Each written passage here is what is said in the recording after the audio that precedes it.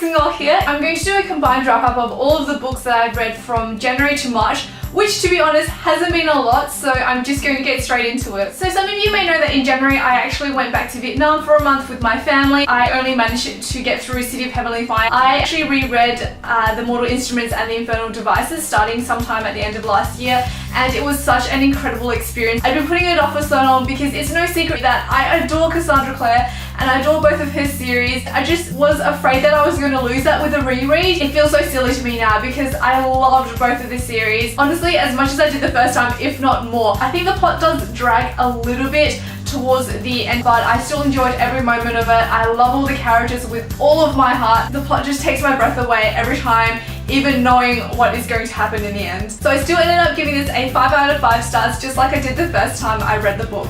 I bought some manga while I was in Vietnam. I have actually read this series before in bits and pieces. It's called Asari, and it's basically about this little girl and all the mischief she gets up to with her sister. She's just hilarious, just really cute and light read. I read it in the Vietnamese version because it's a manga and it didn't really stimulate me or anything. It was just fun to read. I gave both volume 1 and volume 2 3 out of 5 stars. So on the flight from Singapore to Vietnam, they had the live action Death Note movie, and without even thinking about it, I just went straight into watching the movie. So it turns out the movie I watched, it wasn't even the first movie, I think it's the sequel. So not only did I spoil myself for the whole first arc of Death Note, I spoiled myself for the whole second arc as well. It kind of made me really interested to get back into the manga again. So if you don't know what Death Note is, it's about a book that basically when you write someone's name in it, they die. And it falls into the hands of a high school student named Light. He kind of takes it upon himself to use this book to deliver what he believes as justice by killing off some of the world's criminals. And I think it's a really interesting series. There's a lot of moral and ethical dilemmas, and I just really enjoy seeing the way his mind works, as well as Elle, who is the investigator trying to capture Light. I actually did enjoy volume 4, sort of. There is a new character that's introduced. She's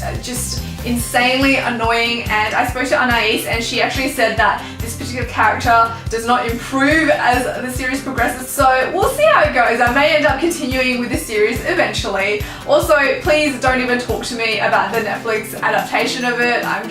Can we not? The next book that I read / listened to is probably one of my favorite books of the year so far, and that would be The Darkest Minds by Alexandra Bracken. The way I would describe this book is that it's kind of like an X-Men but with teenagers. So a plague has hit, causing most of the children to die, and the ones that are left over have developed superpowers. It's set in a dystopian society where the government has captured the remaining children and sorted them into groups depending on their abilities, and are trying to sort of control them and force them to suppress their powers. What I really like about this book and what really sets it apart for me is that there are actually multiple villains and you don't really know who are the good guys in this situation. There's another organization called the Children's League working against the government, and they try and rescue kids and then sabotage some of the government plans, but later on in the book you discover that some of their morals and their ethics is kind of questionable. So our main protagonist, Ruby, is one of the few remaining children left with a very unique and dangerous power, and I loved Ruby's character development. She starts off the novel very scared, very afraid, and just not able to trust anyone with the knowledge of what her powers can do. And by the end of the book, she's not so much transformed in the sense that, she's now fire-breathing, kick-assy. She just really is more confident in herself and just embraces her power. One of the other things that I think was done really well is the supporting characters. I adored Ruby's friends, and I think the development of those friendships was actually one of my favorite things about the book. The plot itself was just so gripping. The ending was absolutely horrible, but in the best way. It actually featured one of my most hated tropes of all time, but the reason I only took off half a star for that was because Alexandra Bracken actually did this trope so well that I kind of have to forgive her for it. So in the end, I gave the book a 4.5 stars, and I cannot wait to get back into the series. If you want to know more about my thoughts, I did do a non-spoiler blog review, so I'll leave a link to that if you want to know more about my thoughts. Around about this time last year, Tasha from Fairy Drugs and Nabila from Nabibliomania and I did a buddy read of Cinder and Scarlet, which is the first 2 books in the Lunar Chronicles series. It's basically a retelling of Cinderella, Red Riding Hood, Rapunzel,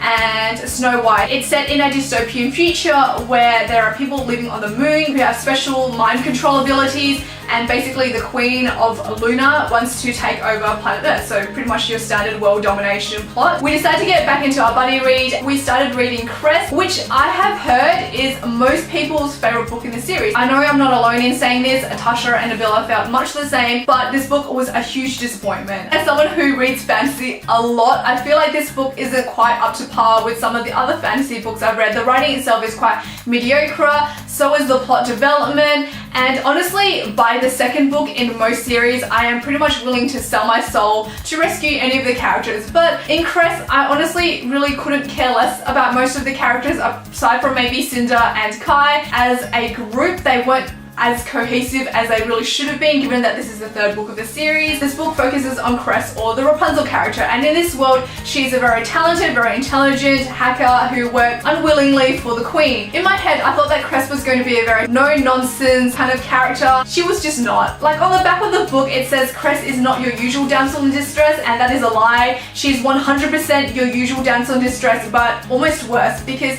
she constantly refers to herself as a damsel in distress. She cries for at least 80% of the book. She makes up some fantasy about a guy she's never actually met, falls in love with it, and then when he actually tells her that all of the stuff she thinks about him is untrue, she still goes ahead and thinks he's a hero, and it makes me really angry. I know a lot of people love this book, and I mean no offense to you at all. Just because I don't love it doesn't mean it's not a good book. It's just that it really pushed my buttons and rubbed me the wrong way. I just think that people tend to use Cress's isolation and the fact that she had no human contact for so many years as an excuse for some of her actions, and I just don't think that it should be used as an excuse. So I had to give this book a 3 out of 5 stars, but I'm kind of thinking maybe it's more like a 2.75 stars. I just hated what was done with Cress's character that much. Next, I read The Meaning of Things by A.C. Grayling, and this is basically a collection of short little pieces of opinions about things in life, like love and friendship and religion. The first maybe third of the book was actually really good. I quite enjoyed reading someone else's perspectives on a lot of everyday things, and it really made me think about how I view certain issues. Unfortunately, probably at least 2/3 of it was a very disrespectful attack on religion, and I'm actually not religious myself, and even I found a lot of the things in this book supremely offensive. Everything that was said just tied back to religion and how it's all religion's fault and how all the evils of the world have been done in the name of religion. I honestly feel like this book should be renamed An Attack on Religion, because that's basically all it was. So I ended up giving it a 2.5 out of 5 stars. So technically I actually finished this book yesterday, which was the 2nd of April, but since it ties in with what I've been talking about with Cress, I thought I'd include it in this video. This is Winter by Marissa Meyer, and is the last book in the Lunar Chronicles series. In this book, all the characters from the previous books come together and try to overthrow the evil queen. This book is definitely my favorite of the entire series. You can really see an improvement in Marissa Meyer's writing. It is a lot more mature, and I think the plot development makes a bit more sense. I do think though that for an 823-page book, a lot more could have been done. The whole revolution wasn't built up very well. It was quite disorganized. If the 800 pages had been given to an author like Cassandra Clare or Sarah J. Maas or Brandon Sanderson, a lot more could have been done. I understand why there are 4 books in this series, but it would have read much better as a trilogy. There is just so many instances where there's not a whole lot going on, and then suddenly there's a whole bunch of coincidences and everyone magically gets rescued or saved. I really did enjoy Winter and Justin, or Jason. They're probably my favorite couple after Cinder and Kai. Their romance was just so slow burning. I really like that it touched on mental health, and I loved the way that Jason dealt with Winter's mental health. I ended up giving it a 3 stars just because by sort of the last 100 to 200 pages, I just couldn't wait to be done with this book. Look, honestly, if you haven't read this series and you're really into fairy tale retellings, then I would say go for it. The main thing that I really liked about it was seeing how Marissa Meyer incorporated bits of the fairy tales that we know and then kind of made it into a whole new story. So that was really interesting. But aside from that, there was a little bit of everything, a bit of dystopian, a bit of sci-fi, but I don't think any of it was done particularly well. So I hope you guys enjoyed watching that wrap up. Let me know some of your favorite books that you've read so far this year, and I will speak to you all very